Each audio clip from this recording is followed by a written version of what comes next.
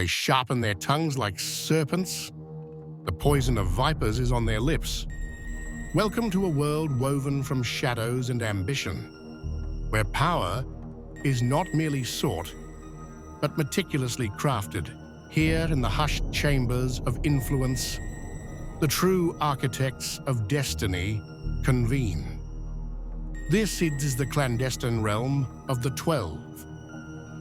Tonight, their assembly is not for celebration, but for judgment. At the head of their polished table sits Fritz Heitler, a man whose stillness belies a mind in perpetual motion. He is the apparent leader, yet he understands power is a current, not a fixed point.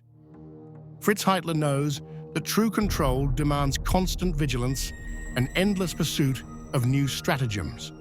His gaze, though calm, carries the weight of countless plots, each one a thread in the intricate tapestry of their dominion. Restlessness is his constant companion, a silent engine driving the cabal's relentless machinations. The air itself seemed to thicken with anticipation as Jezebel Benton made her entrance. 65 years had etched lines of hardened beauty upon her face, and her eyes, they glittered like daggers, sharp and unyielding. She had come to reclaim her place, to demand readmission to the very heart of this shadowy court. Fritz Heitler met her gaze, his own expression, a mask of serene authority. The silence stretched, taut and heavy, before he finally spoke, his voice a low, measured tone that seemed to absorb all other sound. Jezebel, a name we had almost consigned to memory. What brings you back to this particular darkness? Jezebel's response was immediate, a spark igniting the tension that had gathered. Her voice, though aged, still carried the resonance of command, a defiant echo of her former influence. Memory, Fritz, is a fickle thing. Some memories, however, refuse to be forgotten. I am here to remind you of mine and of my rightful place. Jezebel stepped forward, her posture radiating a fierce pride. I managed Gary's scandals when he was a liability, not an asset. I rallied the unions, the NGOs, the women's organizations, when no one else could even get them to the table. I carried water for this group, Fritz, when others merely drank from the well. My hands are stained with the necessary compromises, the difficult truths that allowed us all to prosper. Fritz Heitler leaned back, a faint, almost imperceptible smile playing on his lips. Indeed, Jezebel, you carried water. But tell me, where are the triumphs? Where are the lasting victories that justify such a dramatic return? Your efforts, while energetic, often left a trail of public disdain. Your instability became a narrative, not a tool. You ignited fires, yes, but they were uncontrolled, consuming rather than warming. You speak of carrying water, but sometimes, Jezebel, you merely stirred the mud. The cost of your association began to outweigh any perceived benefit. Jezebel's eyes narrowed, a dangerous glint within them. I am indispensable. Who else can mobilize the women's organizations with such conviction? Who else commands the loyalty of the unions, the grassroots movements, the way I do? You underestimate me, Fritz. You always have. And that, my dear, has always been your gravest error. Jezebel turned to face the assembled 12, her voice ringing with a desperate conviction as she formally presented her case. I stand before you, not as a supplicant, but as a proven asset.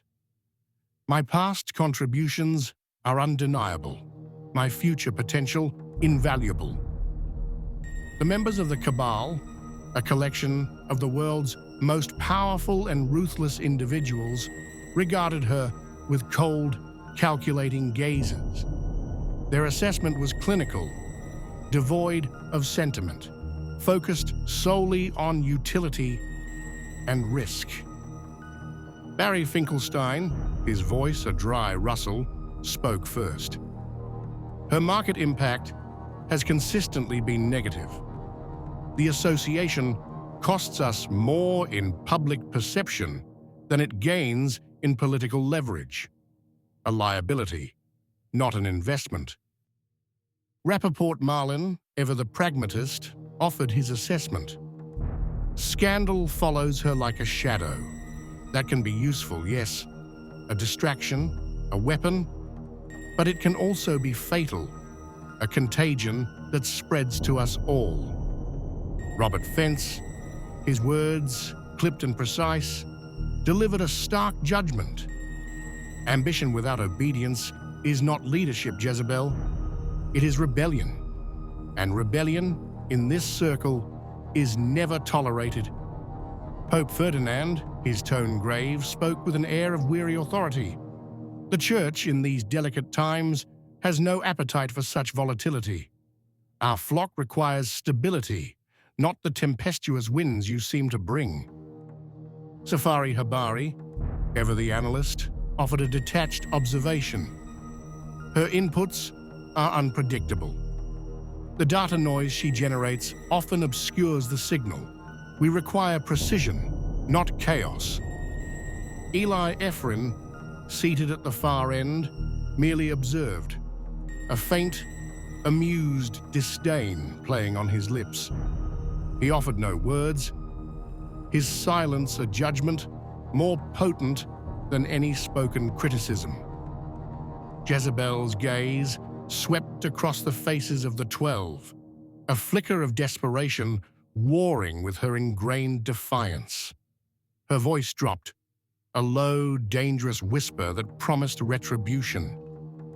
You believe I have nothing left to offer? You believe I come empty-handed? I have files, I have records, I have names. Names that would unravel the carefully constructed illusions of every single one of you. I will not fall alone. If I am to be cast out, then the foundations of this entire enterprise will crumble with me.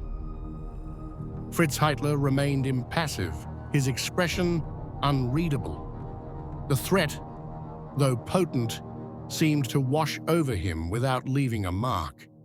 He had anticipated this, perhaps even welcomed it. The Cabal members exchanged glances, their eyes cold and calculating. They weighed her words, not for their truth, but for their potential impact. The silence that followed was heavy with unspoken implications. One of them finally broke the quiet, a voice devoid of emotion. She is dangerous. Another, equally dispassionate, added, but predictable.